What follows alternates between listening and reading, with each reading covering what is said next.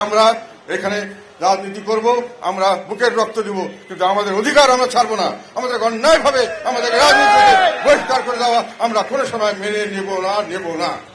আমরা মারা যাব, কিন্তু আমরা আমাদের অধিকার প্রতিষ্ঠিত করব, আমাদের নয় দেশের মানুষের অধিকার প্রতিষ্ঠিত করব।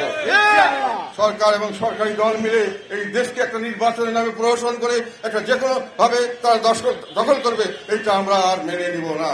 সেই জন্যই আমরা নির্বাচনে এসেছি। নানান বাধা বিপত্তির মধ্যে আমাদের মধ্যে ষড়যন্ত্র ঢুকিয়ে দেওয়া হয়েছিল, আমাদের দলকে ভাগ করার চেষ্টা করা হয়েছিল, বিভিন্ন ভাবে আমাদেরকে অত্যাচার করে আমাদেরকে নির্বাচন থেকে বাইরে যাওয়ার চেষ্টা করা হয়েছিল। আমরা এটা রুখে দিয়েছি। এই আমরা নির্বাচনে এসেছি।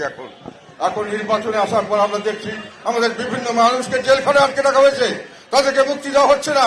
তাদেরকে একবার তারা একটা মামলা থেকে তারা জামিন হওয়ার পরে আরেকটা মামলা দিচ্ছে, তার থেকে জামিন হওয়ার পরে 5টা মামলা দিচ্ছে, সেখান থেকে জামিন হওয়ার পরে আবার মামলা দিচ্ছে। এইভাবে 3 জন লোককে আমাদের আটকে রাখা হয়েছে। আমরা এদের মুক্তির জন্য দাবি জানিয়েছি, এখনো বলছি তাদেরকে জামিন দেওয়ার ব্যবস্থা করেন। আর আমাদের নেতা কর্মী এবং যারা বিশেষ করে আওয়ামী লীগ অন্যান্য দল, এই বিষয়ে আমি বলতে চাই, আওয়ামী লীগ দল হিসাবে এখন নিষিদ্ধ নয়। আওয়ামী লীগকে যদি আপনি রাজনীতি না করতে চান, একটা অ্যাডমিনিস্ট্রেটিভ অর্ডার করা হয়েছে, এটাও ত্রুটিপূর্ণ আমি মনে করি। আরএফএল চেয়ার, ক্ষমতার নয় সমতার চেয়ার। তারপরেও কিন্তু তাদের মানুষকে আপনি ভোট দিতে দিবেন না, এই ধরনের তাদেরকে নাগরিকত্বের অধিকার তাদেরকে দিবেন না, এটা কোনো দেশে কোনো সময় গ্রহণযোগ্য হতে পারে না। তারা যদি নির্বাচনে আসতে চায়, তাদেরকে অত্যাচার করা হচ্ছে, তাদের উপর প্রেশার দেওয়া হচ্ছে যে আমাদেরকে ভোট দিলে আসতে পারবে, অন্য লোককে ভোট দিলে আসতে পারবে না। আমাদের কাছে ভোট দিলে তোমরা ঠিক আছো, কিন্তু জাতীয় পার্টিকে ভোট দিলে তোমরা করতে পারবে না। কেন? জাতীয় ভোটের অপরাধ কি? জাতীয় পার্টিকে তারা ভোট দিতে পারবে না কেন?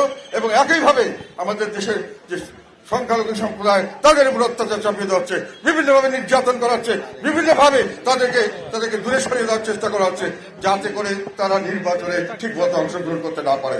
এবং তাদেরকে বলা হচ্ছে একই কথা যে আমাদের দলে যোগ দাও, আমাদেরকে করো। কে বলছে? জামাত বলছে, বিএনপি বলছে, তাদের কোনো অপরাধ নাই। এনসিপি বলছে, তারা নিচ্ছে, আমাদের লোকটাও তারা নিচ্ছে, ভাগিয়ে নিচ্ছে। তখন তারা ভালো, আমাদের দলে ভোট দিবে এটা বললে তাদেরকে আমরা রাজনীতি করতে দেবো না, তাদেরকে ভোট দিতে দেবো না। এটা হলো একটা বৈষম্য।